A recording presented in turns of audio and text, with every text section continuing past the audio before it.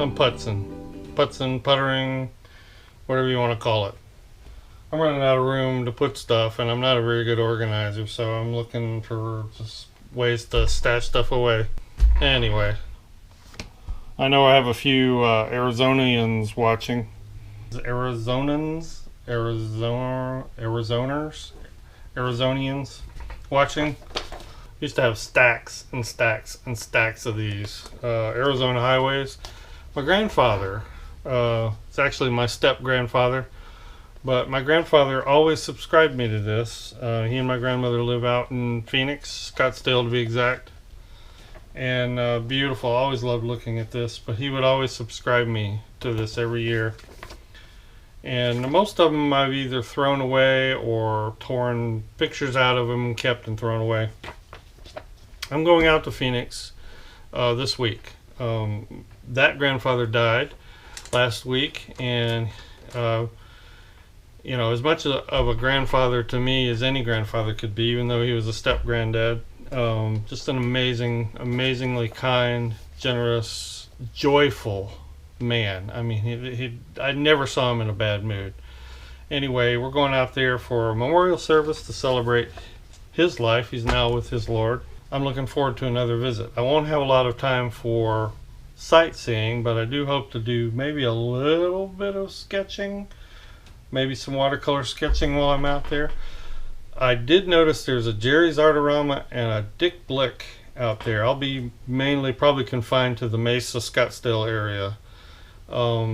But if there are some other go-to spots, like for art supplies, let me know. I hope while I'm out there I can do a vlog. So just want to let you know about that. Let's see, what else is new around the studio? I have a Schminke palette that I've never used. Ordered these paints a while ago, and it came with 12 pans. In addition, I bought another 12 empty pans.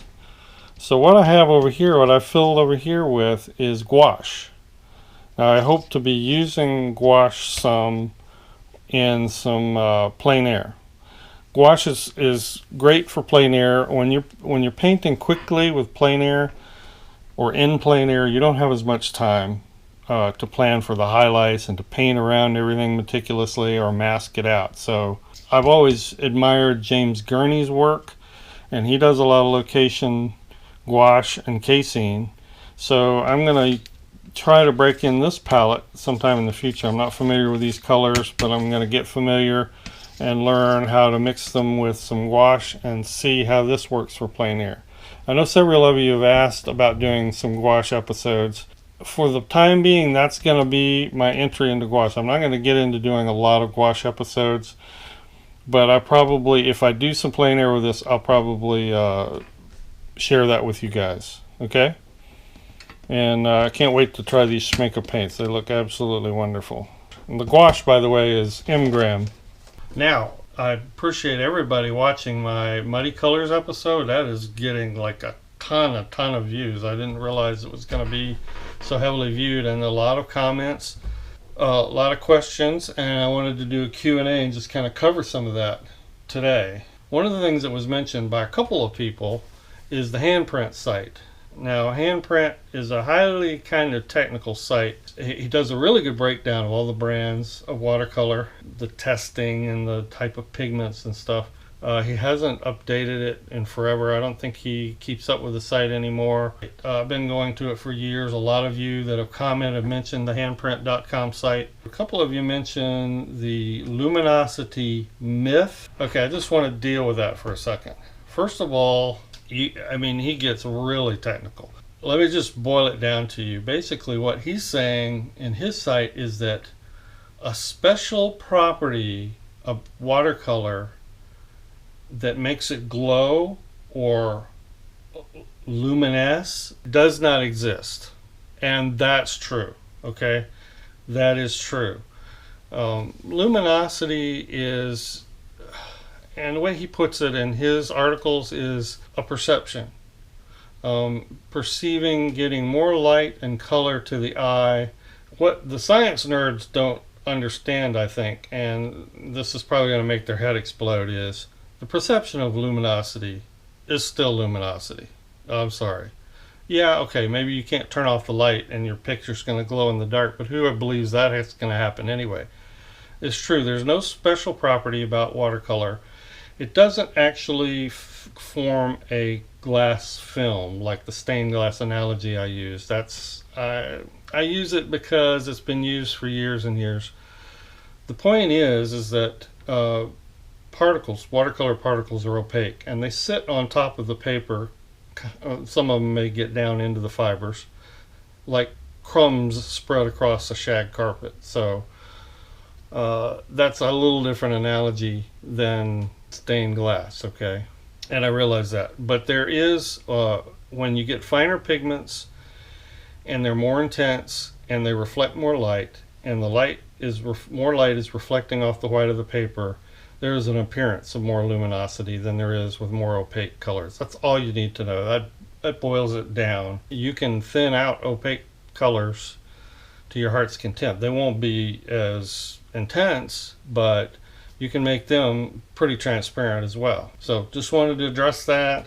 The stained glass analogy is a little flawed, I admit, but it doesn't matter. In practice, transparent colors give you a little more of the appearance of luminosity because you can thin them more and you can achieve more light transmission. And I really don't want to get more scientific than that. I can already see half of you out there kind of, oh, what did he say? So don't worry about it. Again, the thing that will make the science nerd's head explode is the appearance or the perception of luminosity is still luminosity.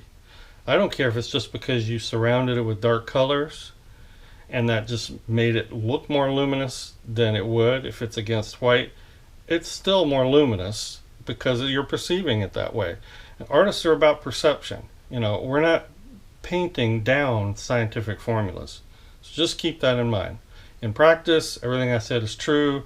Stained glass analogy, little flawed, but you understand, hopefully. Now, in the same vein, another question I had is, well, if transparent pigments are good and opaque pigments are bad, where do I find this transparent pigment, or how do I use this opaque pigment? Okay, you missed the point. Transparent pigments, semi-transparent, semi-opaque, opaque.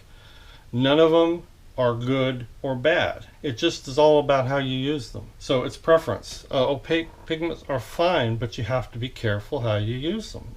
It's as simple as that. I prefer transparent pigments because of the way I paint. And I know how to achieve the results I'm looking for with them. If you paint with certain opaque pigments, like I mentioned, Venetian red is a really opaque pigment.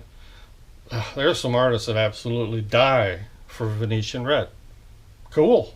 Put down the right way, in the right situation. It doesn't have to look dull and lifeless. The point was, be aware. Get to know what you're using. Now, another thing I left out of that video I think is very important. Paints that muddy up really easily are less than artist grade. In other words, student grade cheap paints. And the reason for that is they put a lot of times thickeners or extenders in there to replace the pigment they're not putting in there. In a lot of cases, like with Winsor Newton Cotman, are very chalky. Chalky paints tend to muddy up very easily. Actually, nothing wrong with Cotmans, just provided you paint with them the right way. I actually used Cotmans for years professionally for illustration, but I knew how they would go down. I knew how to use them. I paid attention to what I was mixing with what. Now, please don't ask me, well, what about these color? What about these student grade colors? What about these? What about these? Do you know how they are? Do you know how? I don't. All right, I know very little about the student grade colors. I haven't used any but the Cotmans. I used to use some Van Gogh, and I can't tell you about Koi or Gansai Tambi or any of the other ones that are more of the student grade. The Mission Silvers, I think, are another one. There's a ton of them out there. I have no idea. I'm not really a review channel in the sense that I review every supply out there. I usually only review what I use and I'm interested in. So please don't ask me what I think of this student grade or that student grade.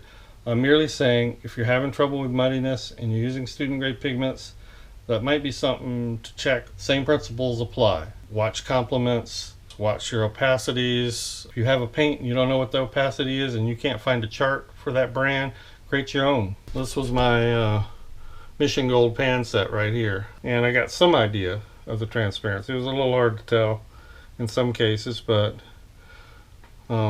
incidentally, that turned out to be a really highly transparent set, and I've had very little trouble with muddy colors. And I'm sorry, but you know, I don't care what science you show me, these just popped off the paper, the luminosity. So I'm assuming they just had nice finely ground pigments. So I hope that answers a few questions and deals with that episode in a little more detail. I've got a new episode coming up that I did some plein air. We had a 62-degree day here in January, and I went out to a mountain pass area where there's a stream, so hopefully that plein air episode will be my next video, and I hope to do some vlogging from Arizona. Anyway, thanks everyone. See you in the next video.